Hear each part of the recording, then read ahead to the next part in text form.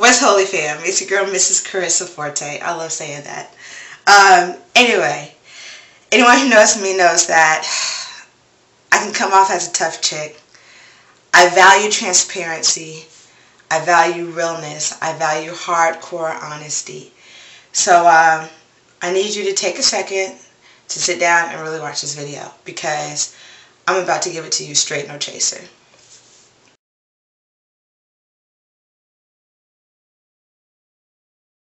Anyone who's been paying attention to my Facebook or my Twitter or my belly can tell that I am pregnant.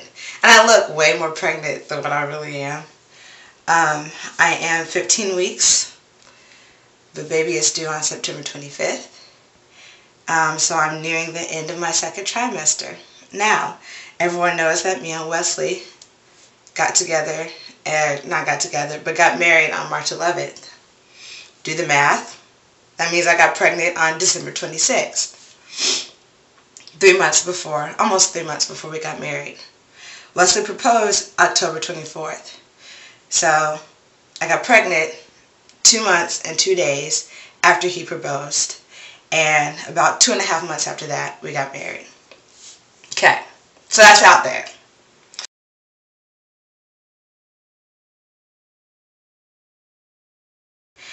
When Wesley and I started dating on February the 7th of last year, fornication was a huge struggle for us.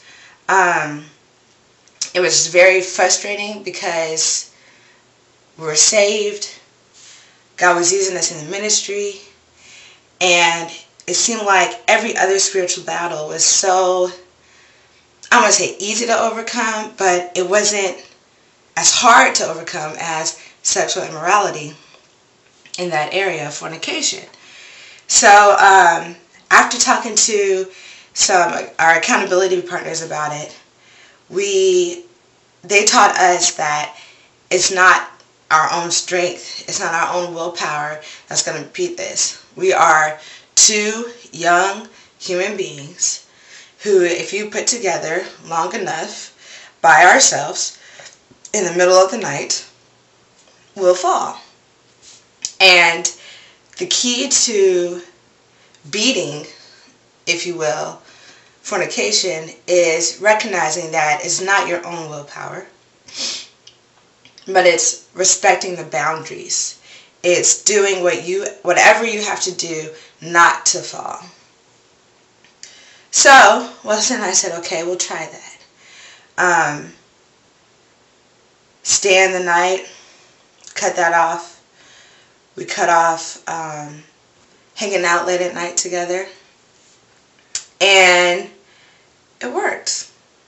Now, it was a struggle. We didn't do it immediately, but we fought it hard. And eventually, it worked.